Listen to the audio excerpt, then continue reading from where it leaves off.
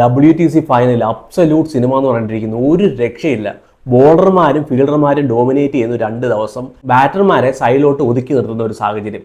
Super performance പറഞ്ഞിരിക്കുന്നു. Bowling ഒരു രക്ഷയില്ല. ഇന്ന് നോക്കുകയാണെങ്കിൽ 14 വിക്കറ്റാണ് നഷ്ടമാവുന്നത്. ഇന്നലെ 14 വിക്കറ്റ് എടുക്കുന്നു, ഇന്ന് നോക്കുകയാണെങ്കിൽ ഇന്നും 14 വിക്കറ്റ്. ബോളർമാരുടെ കംപ്ലീറ്റ് ഡോമിനേഷൻ എന്ന് പറഞ്ഞിരിക്കുന്നു. ഒരു രക്ഷയില്ല. ഇല്ല, ഹിന്ദി സിനിമയിൽ പറയുന്ന പോലെ ഏക് തേര ഏക് മേര, ഏക് തേര ഏക് മേര. സത്യം പറഞ്ഞാൽ ആദ്യത്തെ സെഷനിൽ സൗത്ത് ആഫ്രിക്ക ഡോമിനേറ്റ് ചെയ്യുന്നു. രണ്ടാമത്തെ സെഷൻ ആയപ്പോഴത്തേന് ആസ്ട്രേലിയ തിരിച്ചടിക്കുന്നു. ആസ്ട്രേലിയയുടെ കംബാക്ക്. മൂന്നാമത്തെ സെഷൻ നോക്കുവാണെങ്കിൽ 50-50 എന്ന് പറഞ്ഞിട്ടിരിക്കുന്നു. എന്നാൽ ഒരു അല്പം ഒരു എഡ്ജ് ആസ്ട്രേലിയക്കുണ്ട്. അവിടെ അലക്സ് ക്യാരി വന്നിട്ട് ഒരു മനോഹരമായ ഒരു ഇന്നിങ്സ് കളിക്കും. ഇപ്പോൾ ഒരു എഡ്ജ് ആസ്ട്രേലിയക്കുണ്ട് എന്ന് പറഞ്ഞുകൊണ്ട് സൗത്ത് ആഫ്രിക്ക പുറകിലാണെന്നല്ല, സൗത്ത് ആഫ്രിക്കയ്ക്കും തിരിച്ചു വരാൻ എല്ലാവിധ അവസരമുണ്ട്. ഇന്നത്തെ മാച്ച് നമ്മളൊന്ന് പരിശോധിക്കുകയാണെങ്കിൽ സൂപ്പർ എന്ന് പറഞ്ഞിരിക്കുന്നു. സൗത്ത് ആഫ്രിക്ക 43-4 തുടങ്ങുന്നത്. ബാബുമേയും ബെഡ്ഗിംഗ്ഹാമും കൂടെ ചേർന്ന് മനോഹരമായ ഒരു പാർട്ണർഷിപ്പ് ഉണ്ടാക്കുന്നു. 66 റൺസിന്റെ ഒരു പാർട്ണർഷിപ്പ്. 92 റൺസ് സ്കോർ ബോർഡിലായിരിക്കുമ്പോഴത്തേന് ബാബുമേ എന്തായാലും പാറ്റ് കമ്മിൻസ് പറഞ്ഞു വിടുന്നു. ലഞ്ചിന് പോകുമ്പോഴത്തേന് സൗത്ത് ആഫ്രിക്കയുടെ സ്കോർ 126-5. ലഞ്ച് കഴിഞ്ഞ് വരുന്നു.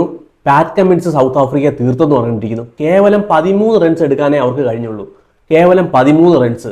138 റൺസിൽ സത്യം പറഞ്ഞു കഴിഞ്ഞാൽ സൗത്ത് ആഫ്രിക്കയെ പാക്ക് ചെയ്തു പാറ്റ് കമ്മിൻസ്. സൂപ്പർ പെർഫോമൻസ് പറഞ്ഞിരിക്കുന്ന പാറ്റ് കമ്മിൻസ്. ഒരു രക്ഷയില്ല സത്യം പറയും. ഈ മനുഷ്യൻ ഒരു 4-5 വർഷം നോക്കുവാണെങ്കിൽ ഇതുപോലൊരു ബെസ്റ്റ് ക്യാപ്റ്റൻ ഇല്ലെന്ന് പറഞ്ഞിരിക്കുന്നത്. എന്തൊക്കെയാണ് പുള്ളിയുടെ ഇല്ലാത്തത്? 2023 വേൾഡ് കപ്പ് ഇന്ത്യയിൽ വന്ന് 1 ലക്ഷം വരുന്ന ആൾക്കാരെ സൈലന്റ് ആക്കിയ ക്യാപ്റ്റൻ.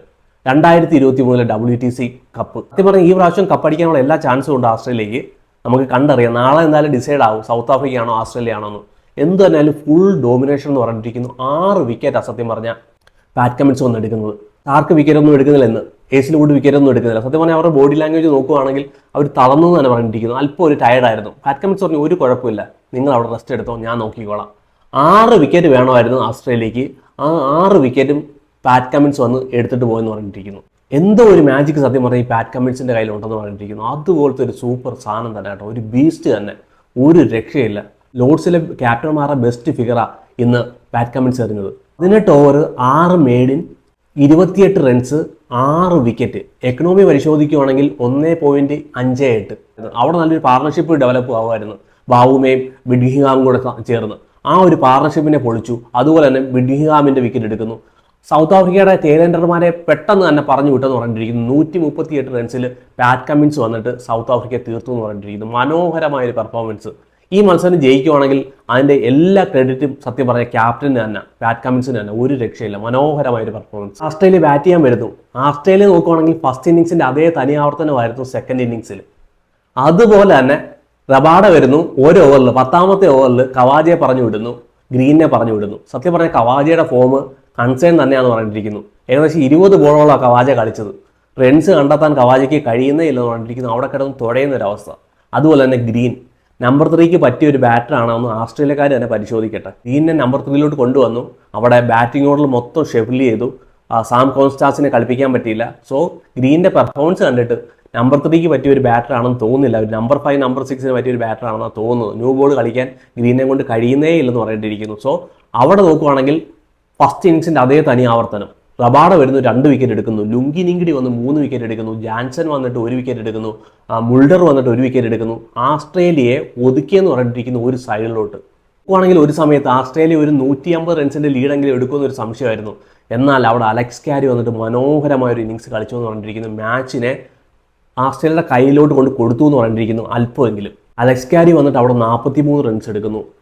സ്ട്രാക്കുമായിട്ട് ചേർന്ന് ഒരു 50 റൺസിന്റെ പാർട്ണർഷിപ്പ്. സത്യം പറഞ്ഞാൽ അത് ക്രൂഷ്യലായൊരു ഇന്നിങ്സ് എന്ന് പറഞ്ഞിരിക്കുന്നു. മാച്ചിനെ തിരിച്ച ഒരു ഇന്നിങ്സ് എന്ന് പറഞ്ഞിരിക്കുന്നു. ഏകദേശം ആസ്ട്രേലിയ മാച്ചിലോട്ട് കുറച്ച് ജീവൻ കൊണ്ടുവന്ന് പറഞ്ഞിരിക്കുന്നു. ഇപ്പം നോക്കുവാണെങ്കിൽ മാച്ച് ആസ്ട്രേലിയ സെക്കൻഡ് ഇന്നിങ്സിൽ 144 8 വിക്കറ്റാണ് നഷ്ടമാകുന്നത്. അവിടെ ലീഡ് നോക്കുവാണെങ്കിൽ 218 റൺസിൻ്റെ ലീഡുണ്ട്. 2 വിക്കറ്റ് അവരുടെ കയ്യിലുണ്ട്. നാളത്തെ ദിവസം സത്യം പറഞ്ഞാൽ ആസ്ട്രേലിയയെ സംബന്ധിച്ച് നിർണായകമാണ്. സൗത്ത് ആഫ്രിക്കയെ സംബന്ധിച്ചിടത്തോളം നിർണായകമാണ്. ആസ്ട്രേലിയ നോക്കുന്ന എങ്ങനെ ഒരു 250 റൺസ് എങ്കിലും കണ്ടെത്തുക എന്നുള്ളതാണ്. എന്നാൽ സൗത്ത് ആഫ്രിക്കയ്ക്ക് നാളെ വേണ്ടത് എത്രയും പെട്ടെന്ന്, ഇപ്പം 218 റൺസിൻ്റെ ലീഡുണ്ട്. 225 അല്ലെങ്കിൽ 230 സൗത്ത് ആഫ്രിക്ക നാളെ എന്തായാലും ആസ്ട്രേലിയ ഒതുക്കുക. ആ റൺസ് ചേസ് ചെയ്യുക. ഹയസ്റ്റ് റൺസാണ്. ഡേ 3 നോക്കുവാണെങ്കിൽ ബാറ്റിങ്ങിന് പറ്റിയൊരു സർഫസാണ്. ഡേ 3 സൂപ്പറാണ് ബാറ്റ് ചെയ്യാൻ. ഡേ 3യും ഡേ 4ഉം. അതിൻ്റെ ഒരു അഡ്വാൻറ്റേജ് നാളെ സൗത്ത് ആഫ്രിക്കയ്ക്ക് കണ്ടെത്താൻ കഴിയുവാണെങ്കിൽ സൗത്ത് ആഫ്രിക്ക നാളെ ചരിത്രം എഴുതുമെന്ന് പറഞ്ഞിരിക്കുന്നു. അല്ല പിന്നെയും ചോക്കാവാനാണ് സൗത്ത് ആഫ്രിക്കയുടെ ഉദ്ദേശമെങ്കിൽ പിന്നെ ഒന്നും പറയാനില്ല. ഇത്രയും നല്ലൊരു ചാൻസ് ലോർഡ്സ് മൂന്നാമത്തെ ദിവസം നാലാമത്തെ ദിവസം ബാറ്റിംഗ് ഫ്രണ്ട്ലി ആയ ഒരു പിച്ചാണ്. നല്ലൊരു പെർഫോമൻസ് നാളെ എന്തായാലും ബാബുമയ്ക്കും അവർ ബാറ്റർമാർക്കും കാഴ്ചവെക്കാൻ കഴിയട്ടെ. ആ 2 വിക്കറ്റ് എത്രയും പെട്ടെന്ന് എടുക്കാൻ കഴിയട്ടെ എന്ന് ഞാൻ ആശംസിക്കുന്നു.